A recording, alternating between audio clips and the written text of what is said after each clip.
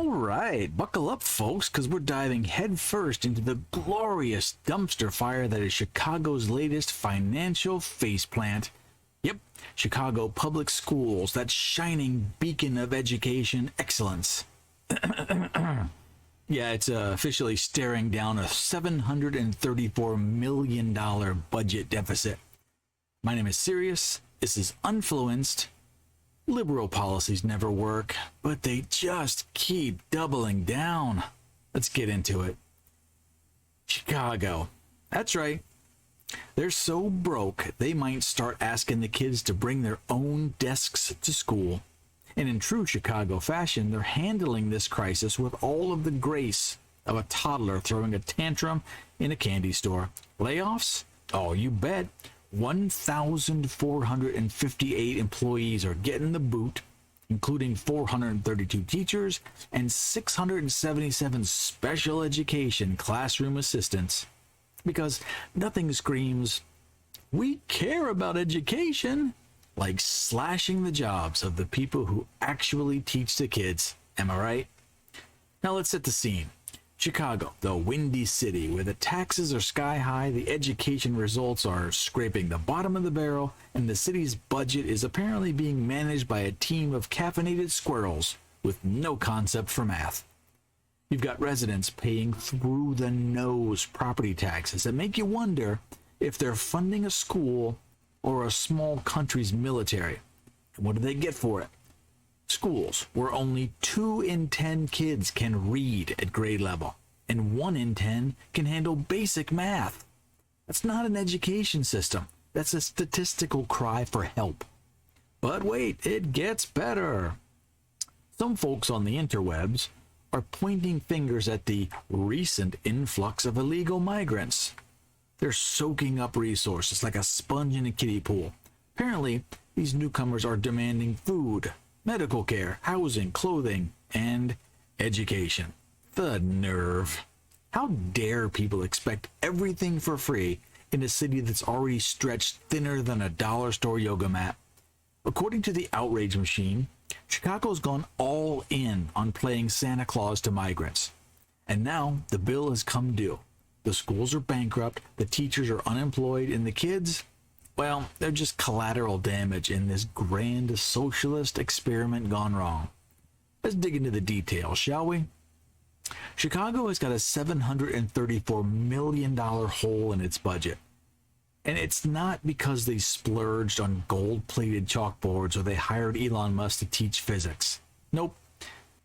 The deficit has ballooned thanks to a perfect storm of bad decisions, chronic underfunding, and oh, let's not forget the expiration of those sweet, sweet federal COVID relief funds that CPS was using like a financial life raft. Since 2019, they've added 9,000 new positions, even as enrollment dropped by nearly 40,000 students. That's right, they hired more staff for fewer kids. It's like throwing a party and inviting extra caterers after half the guests have canceled. Genius move, CPS. Now about those migrants. Twitter, Reddit, even Facebook is ablaze with posts claiming Chicago's gone bankrupt by paying for illegals. The narrative is simple. Migrants show up, demand everything from free housing to a personal tutor, and suddenly the city's coffers are emptier than a politician's promise. But let's pump the brakes for just a second. Are migrants really the big bad wolf here? Chicago has been hemorrhaging money for years, decades even, thanks to structural deficits, pension payments that could choke a horse, and a refusal to close under-enrolled schools because, politics. The Robert Taylor homes may be gone, but the ghost of bad fiscal policy still haunts CPS. Blaming migrants is like blaming the straw for breaking the camel's back when the camel's been carrying a grand piano for miles. Now, migrants aren't the entire reason, but they certainly aren't helping. Let's talk about those pension payments. Oh boy, Chicago loves its pensions like a fat kid loves cake. There's a $175 million payment to the city's pension fund that's got everybody's panties in a twist. Mayor Brandon Johnson, in a move that screams, "I'm helping," He wanted CPS to cough up this cash to balance the city's budget, but CPS was like, yeah, dude, we're already broke. This pension drama is just one piece of the puzzle, but it's a big one. Meanwhile, the state's evidence-based funding formula says CPS needs an extra $1.2 billion with a B to be adequately funded. But Springfield's like, lol, good luck with that. Listen, it's no wonder the district's resorting to layoffs and budget cuts, like a desperate chef chopping anything that moves just to make a soup. So what's the fallout? Listen, over 1,450 staffers are out of a job. They just got fired, including those special education classroom assistants who are, kind of crucial for kids with disabilities. The Chicago Teachers Union is screaming bloody murder and calling it a cruel cycle and pointing fingers at Governor J.B. Pritzker and state lawmakers for not fully funding the schools. Meanwhile, parents and students are rallying outside board meetings begging for solutions that don't involve gutting their schools. Some kids even showed up in, quote, "Green schools are a budget" t-shirts. They're pushing for eco-friendly projects like solar panels because, sure, why not? Let's save the planet while we're saving the budget. Multitasking at its finest. Listen, they're grasping at straws. They don't know what they're doing. It's pathetic. Here's the kicker. Chicago's response to this mess is as predictable as a rom-com plot. They're going to tax the residents even more. That's right, of course. The city's already got property taxes so high you think they're trying to fund a moon base, but apparently that is not enough. CPS has been maxing out property tax increases every single year since 2012. And despite Mayor Johnson's campaign promise to keep taxes in check, his board just shrugged and raised them again.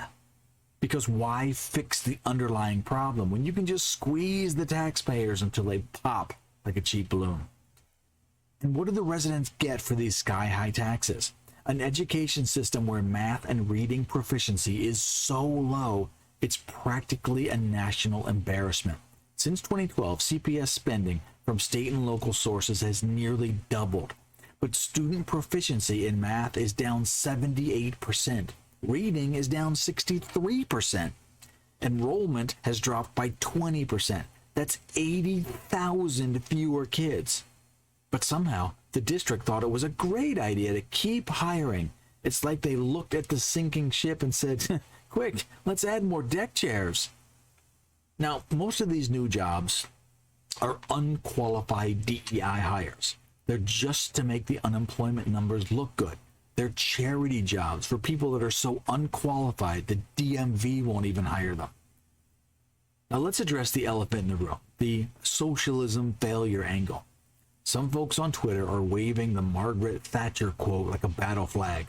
The problem with socialism is that you eventually run out of other people's money. They're painting Chicago as a cautionary tale of big government gone wild, spending taxpayer dollars on illegals while the schools collapse under the weight of their own incompetence. Look, I get it. Chicago's a mess. And it's easy to point at progressive policies and scream socialism. But let's be real. This isn't just about socialism. It's about decades of mismanagement, political cowardice, and a refusal to make tough calls like closing half-empty schools or reining in pension costs. Now, blaming it all on socialism is like blaming a car crash on the radio playing too loud. But the liberal policies and 120 years of Democrat rule are just making this so much worse. So what happens next? Oh, it's a glorious spiral of predictability. The residents who can afford to flee will pack their bags and head for the suburbs or beyond, leaving behind a city increasingly populated with those who can't escape. The tax base shrinks, the deficit grows, and CPS has to keep cutting more teachers, more programs, and more hope. The kids get stuck in a system that's lowering standards faster than a limbo stick at a bad party, all while the city tries to juggle the needs of a diverse population, including all these new migrants who, yes, need support, but they can't contribute to solving the problem. It's a vicious cycle. Higher taxes, worse service, fewer taxpayers, rinse, repeat. And don't get me started on the leadership. Mayor Brandon Johnson, a former teacher and a union guy, is out here playing budget chess with a board full of pawns and no strategy. He pushed for a $300 million high-interest loan to avoid these cuts, which the school board just shot down because, duh, it's like taking out a payday loan to fix a broken car. You're just kicking the can down the road and paying insane interest for the privilege. Meanwhile, Chicago Teachers Union is demanding raises and more staff, as if money grows on trees in Millennium Park. The state, they're too busy with their own $3.2 billion deficit to toss CPS a lifeline. It's like watching a clown car crash in slow motion. Everyone's honking, no one's steering. Let's zoom out for just a second. Chicago's not alone in this. School districts across the country are feeling the pinch as federal COVID funds dry up. But Chicago's got a special knack for making bad situations even worse. They've got 30% of their schools half empty, yet they keep them open because closing schools is political kryptonite. They've got a pension system that's eating their budget like Pac-Man on steroids, and they've got a mayor and a school board who can't agree on whether to borrow, cut, or just pray for a miracle. Miracles are in short supply in the Windy City. So what's the obvious conclusion here? Drum roll, please. Chicago's going to keep doing what it always has done. They're going to stumble from crisis to crisis. They're going to raise taxes. They're going to start cutting corners and blaming everyone but themselves. The residents are going to groan. The teachers are going to strike.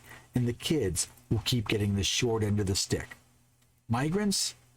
They're just a convenient scapegoat for a system that's been broken since before most of these kids were even born. Socialism? Sure.